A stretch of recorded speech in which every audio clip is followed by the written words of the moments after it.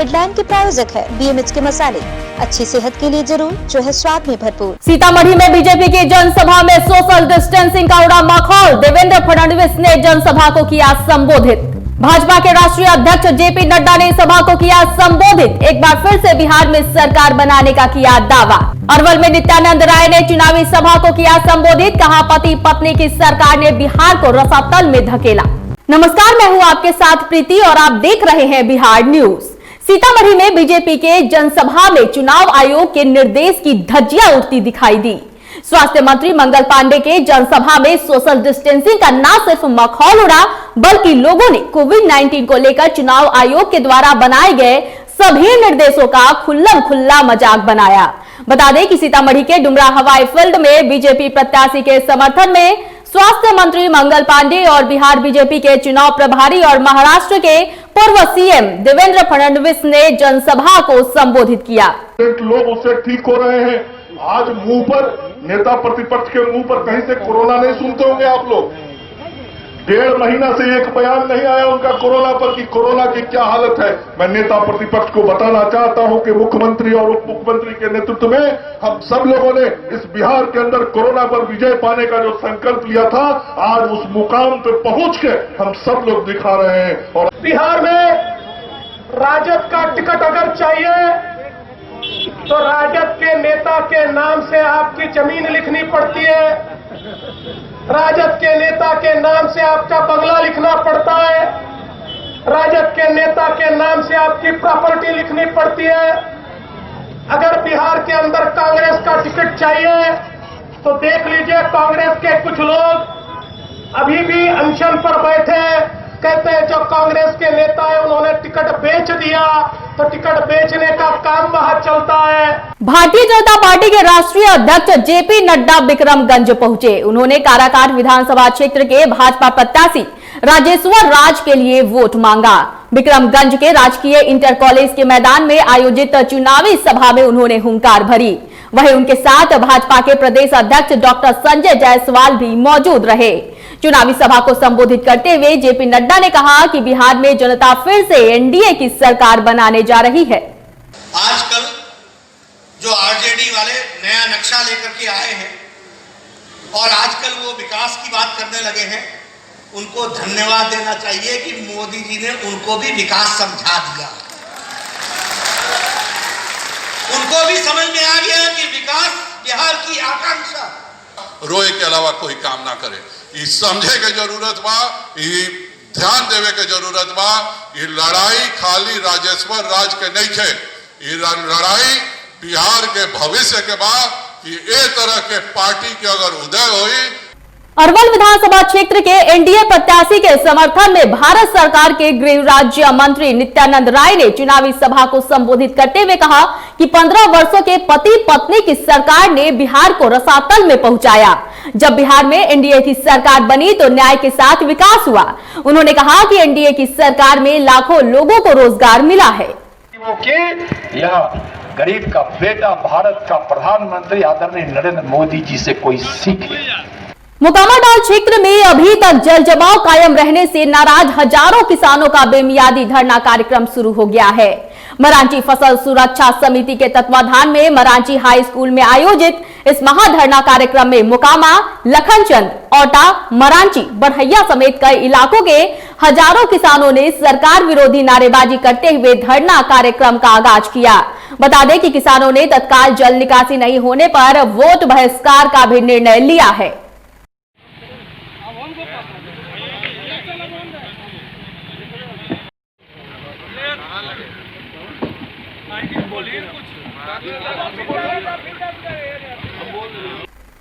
खबर वैशाली के भगवानपुर से है, जहां लालगंज विधानसभा से निर्दलीय प्रत्याशी गौरीशंकर पांडे क्षेत्र में मतदाताओं से हुसैना जनसंपर्क अभियान चलाया। बता दें कि गौरीशंकर पांडे निर्दलीय प्रत्याशी के रूप में 16 अक्टूबर को नामांकन करेंगे। वहीं उन्होंने क्षेत्र भ्रमण के दौरान कहा कि क्षेत्र में बहुत अच्छा रिस्पांस मिल रहा है। इस बार सभी लोग बदलाव चाह रहे हैं।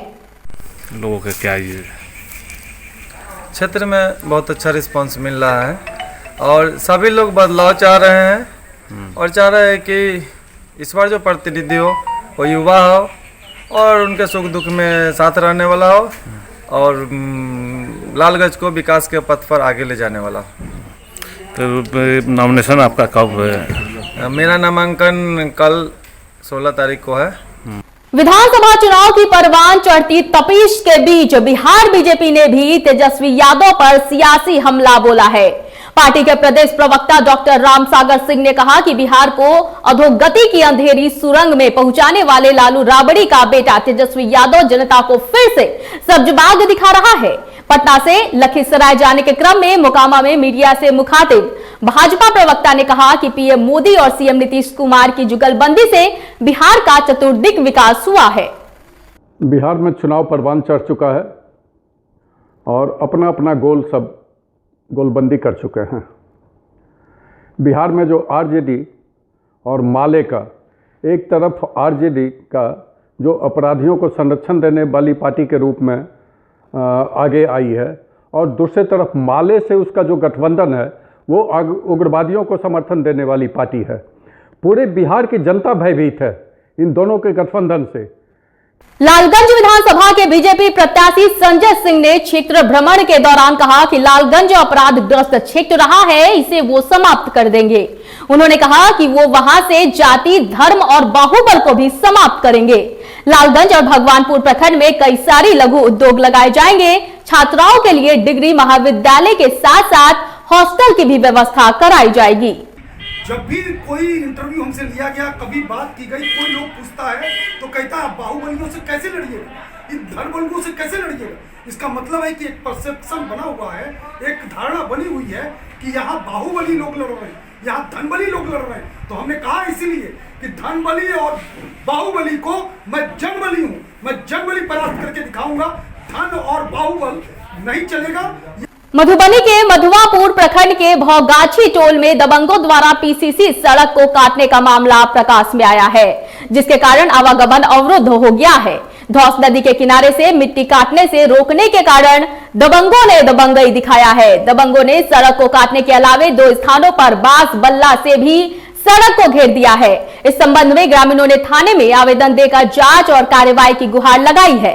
इस संबंध में बीडीओ कुमार वैभव ने बताया कि संबंधित थाने को जांच और कार्रवाई का निर्देश दे दिया गया है।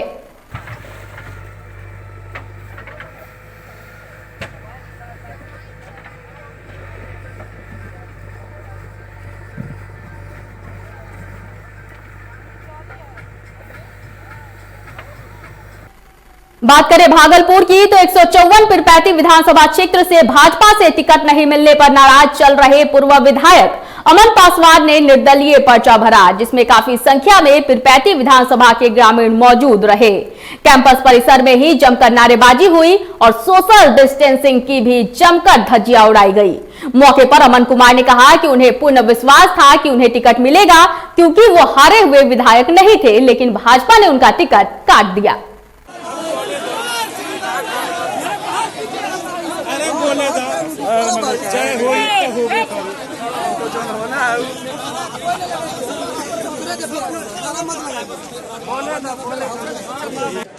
बगावत करके हम निर्दलीय उम्मीदवार नहीं है। हम मुझे भी जन सेवा करनी है। जनता के बीच हम जाएंगे कि हम जनता के लिए संघर्ष किए हैं, कार्य किए हैं, तो निश्चित तौर पर जनता ने हमें पसंद की। हम जनता के उम्मीदवार हैं, न कि किन्हीं का हम विरोध करके कोई राजनीति करेंगे। जनता की आवाज थी, जनता की आग्रह थी, जनता का आदेश था कि आपको चुनाव लड़ना होगा। ये आगाज आप लोगों ने आज देखा। बेगूसराय जिले का मटिहानी विधानसभा क्षेत्र गठबंधन के तहत सीपीएम को मिली है। यह सीट कांग्रेस की परंपरागत सीट रही है, लेकिन इस बार गठबंधन के तहत यह सीट सीपीएम को दे दी गई है। कांग्रेस के सीट कटने और टिकट कटने से नाराज चल रहे कांग्रेस के वरिष्ठ नेता अभय कुमार सिंह उर्फ सार्जन सिंह ने महागठबंधन प्रत्याशी को समर्थन दिया है। वहीं उन्होंने कहा कि बिहार सरकार ने 15 सालों में कुछ भी नहीं किया है और न ही 15 साल से जदयू के विधायक ने क्षेत्र में कोई काम ही किया है। हम पूरे विश्वास के साथ मटिहानी के जनता को कहना चाहते हैं, अगर महागठबंधन की सरकार बनती है, महागठबंधन के विधायक बनते हैं, जो मटिहानी का अरमान बरसों से अधूरा है वो हमारे गठबंधन की सरकार निश्चित रूप से उसे पूरा करेगी। गठबंधन की राजनीति पूरे देश में और बिहार में चल रही है। गठबंधन की राजनीति में हमारे उम्मीदवार सीपीएम से राजेंद्र बाबू हैं। हम लोग महागठबंधन के साथी से आग्रह करते हैं और हम लोगों का एक कर्तव्य है कि हम लोग एक एक वोट महागठबंधन के साथी राजेंद्र बाबू को देकर।